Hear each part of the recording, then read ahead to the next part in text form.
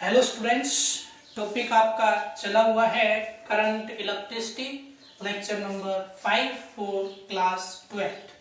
कल हमने डिस्कस किया था drift velocity, relaxation time and relation between I and VD. ये कल हमने डिस्कस किया था। इसी के आगे एक नेक्स्ट टॉपिक आपका जो जस्ट आपका रिलेशन के बाद टॉपिक आता है, वो आता है deduction of Ohm's law by using drift velocity. Drift velocity को यूज करके और आपको ओम्स लॉ डिड्यूस करना है। तो याद रहे ओम्स लॉ क्या होता था, R is equal to V by I, यानी V अपॉन में I is equal to a constant. ये हमारा क्या होता था, ओम्स लॉ। तो ये जो क्वेश्चन है ये 2016 सीबीएसई एग्जाम में आपका आया हुआ है, इसलिए थोड़ी सी इंपॉर्टेंस है इसकी, तो मैं इसको डिस्कस कर देता हूँ। कंडीशन क्या लेनी है, let us consider a conductor of area of cross section A, length L, number density of electrons is N, drift velocity Vd is placed in contact with or it is connected with a source of EMF of potential difference V, due to which an electric field E is set up। ये सब मैंने क्या कर लिया है, assume कर लिया है। नाउ स्टार्ट करते हैं। We know that acceleration is equal to, देखिए कुछ भी नहीं है, Vd की दो डेफिनेशन हमें लिखनी है। कल आपने पढ़ा ही था Vd is equal to I is equal to AN EVD। तो यहाँ से Vd इज इक्वल टू आ गया आपका I upon ANE। This is equation number first, ये हम कल पढ़ चुके हैं, ठीक है।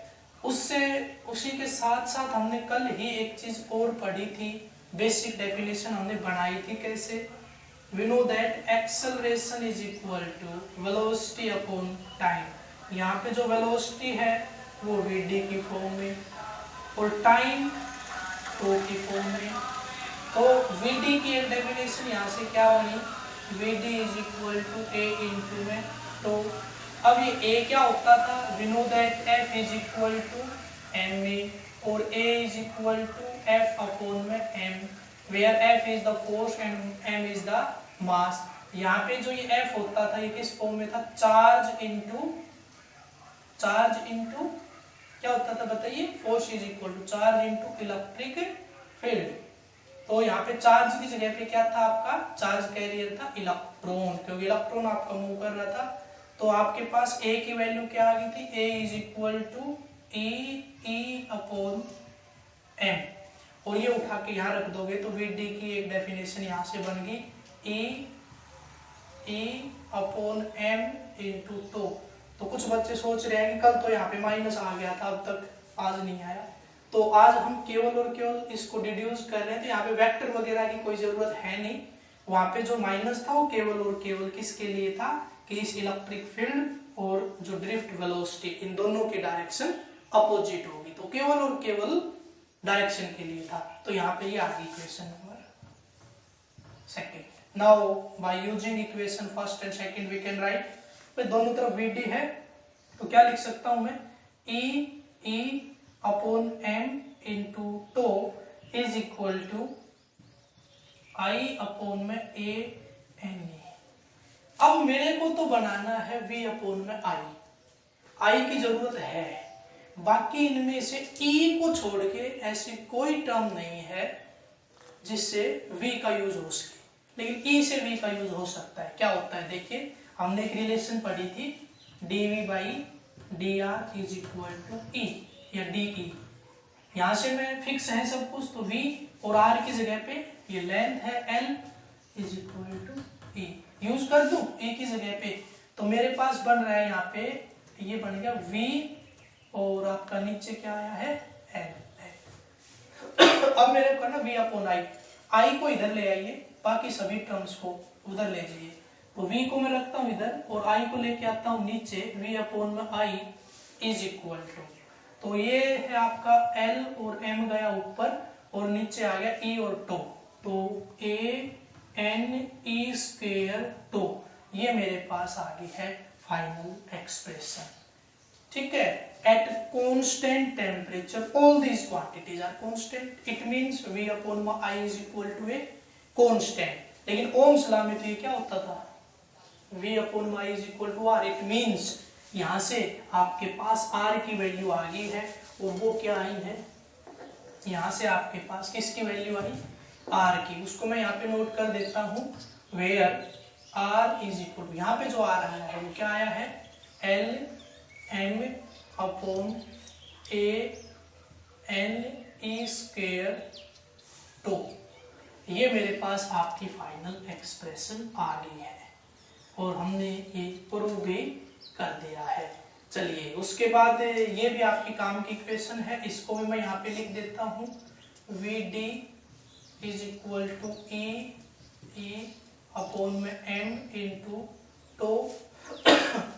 इसके अलावा एक इक्वेशन और है जो आपके काम आएगी, वो है I is equal to a n e v d. बहुत इंपॉर्टेंट इक्वेशन है सारी की सारी, इन सभी को मैंने यहाँ पे नोट कर लिया है।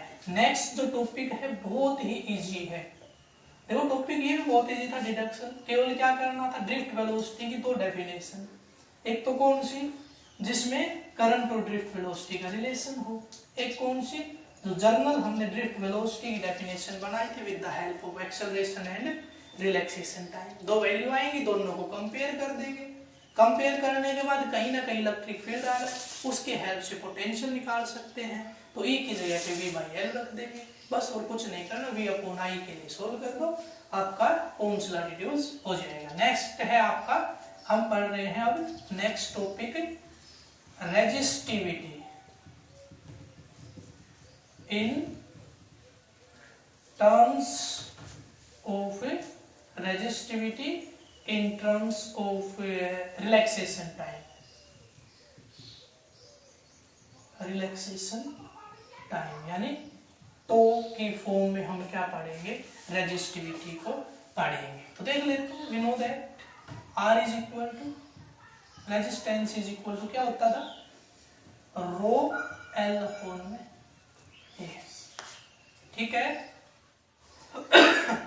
ये equation number first. Second equation के लिए आपके पास आ गई है, अभी निकाला है जो, we also know that R is equal to L M upon a n e square 2. This is equation number second.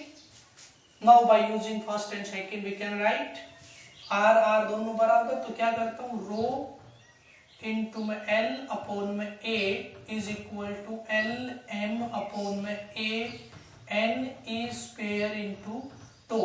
l से l कैंसिल मेरे को और a से a कैंसिल, सॉरी l कैंसिल हुआ, m नहीं, l से l कैंसिल, तो आपके पास रो आ गया है, rho is equal to m upon n e square 2 and at constant temperature, number density and charge on an electron, relaxation time all are constant. तो ये आपका resistivity in terms of relaxation time हो गया है। Next हम topic अभी discuss करेंगे आपका मोबिलिटी।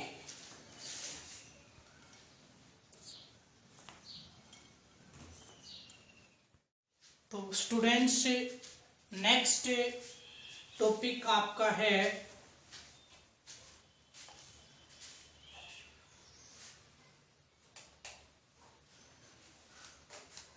तो नेक्स्ट टॉपिक जो है आपका वो है मोबिलिटी ऑफ चार्ज कैरियर्स। तो जो चार्ज कैरियर्स होते हैं, मतलब एक कंडक्टर के अंदर या किसी भी मटेरियल के अंदर कितना करंट फ्लो करेगा, that is depend upon mobile charge carrier. जो फ्री चार्ज कैरियर्स हैं उनके ऊपर डिपेंड करता है। तो जो फ्री चार्ज कैरियर्स हैं वो कंडक्टर्स में तो केवल और केवल आपके इलेक्ट्रॉन होते हैं, ये आपको पता है। इलेक्ट्रोलाइट्स में आपके नेगेटिव एंड पॉजिटिव आयंस होते हैं। इसके अलावा सेमीकंडक्टर में इलेक्ट्रॉन और होल्स होते हैं। तो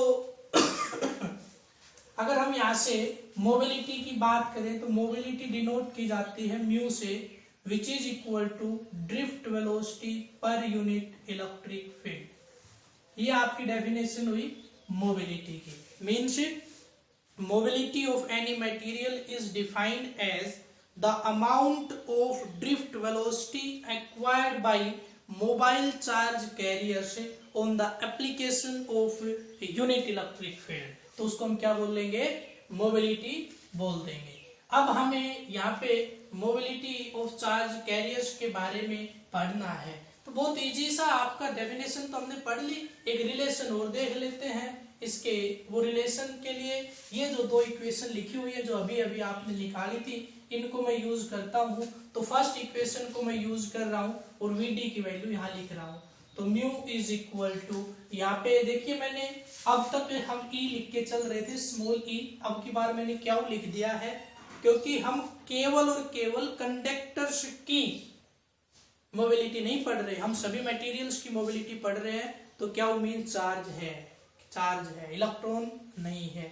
मीन्स अलग अलग केस में अलग अलग हो सकते हैं, कहीं पे इलेक्ट्रॉन तो कहीं पे पॉजिटिव नेगेटिव आयंस, तो कहीं पे इलेक्ट्रॉन और होल्स दोनों हो सकते हैं, इसलिए मैं दोनों को यहाँ पे लिख रहा हूँ। तो mu is equal to v d की वैल्यू यहाँ से फर्स्ट इक्वेशन से रख दीजिए, क्यू इंटू में ई अपॉन एम और इंटू रिलैक्सेशन टाइम टो, और ये जो आपका इलेक्ट्रिक फील्ड है वो मैं यहाँ पे लिख रहा हूँ। इससे ये आपका कैंसिल हुआ, तो आपके पास जो मोबिलिटी है वो आ गई है क्यू अपॉन में एम इंटू टो, ये आपकी आ गई है मोबिलिटी।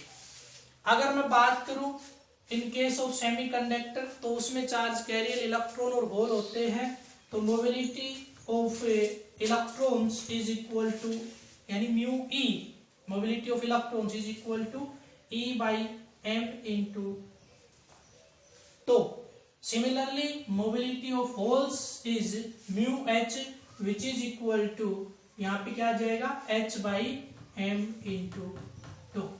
तो ये आपकी थी मोबिलिटी ऑफ चार्ज कैरियर्स। तो यहां से सबसे पहला काम आपका है व्हाट इज या how you say that, how you will say about the SI unit of mobility. तो कैसे बनाएंगे, तो जो बेसिक आपकी रिलेशन होती है, जो बेसिक इक्वेशन होती है, यानी जिससे हम उसको डिफाइन करते हैं, उसी की हेल्प से हम क्या निकालते हैं, एसआई यूनिट निकालते हैं। तो आपके पास जो बेसिक इक्वेशन है वो है mu is equal to v d by t. V d क्या है, वेलोसिटी। तो वेलोसिटी की तो ऐसा यूनिट हमें पता है, मीटर पर सेकंड होती है। अब ई इलेक्ट्रिक फील्ड की तो नहीं पता, तो क्या कर लेते हैं, we know that dv by d r वाली equation, v by d is equal to e. तो यहां से आपकी इलेक्ट्रिक फील्ड की ऐसा यूनिट बन रही है, v की क्या होती है, v मीन्स वोल्ट, ठीक है, और इनटू में डी यानी ये आपका नीचे आएगा वोल्ट अपॉन मीटर, तो ये होगा वोल्ट मीटर इनवर्स। क्या हो गया है ये आपका वोल्ट मीटर इनवर्स। इस वोल्ट मीटर इनवर्स को यहां रख दीजिए, वोल्ट मीटर इनवर्स। और अब ऊपर लेके जाएंगे तो ये जो आपका मीटर इनवर्स है, ये ऊपर जाके मीटर का हो गया स्क्वायर, ठीक है, वोल्ट का हो गया इनवर्स और सेकंड का इनवर्स था।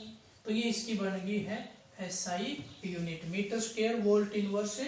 और ये आपका ये यहाँ पे सेंटीमीटर स्क्वायर भी हो सकता है और मीटर स्क्वायर भी हो सकता है। तो ये इसकी एसआई यूनिट रहेगी। नेक्स्ट टॉपिक है आपका relation between electric current and mobility for a semiconductor. Electric current and mobility for a semiconductor के लिए आपकी रिलेशन क्या रहेगी, बहुत इजी है। आप यहाँ से क्या कर लीजिए, दो डेफिनेशंस हैं, वही ड्रिफ्ट वेलोसिटी की दो डेफिनेशन भी यहाँ पे भी हम यूज करेंगे, दोनों आप पढ़ चुके हो।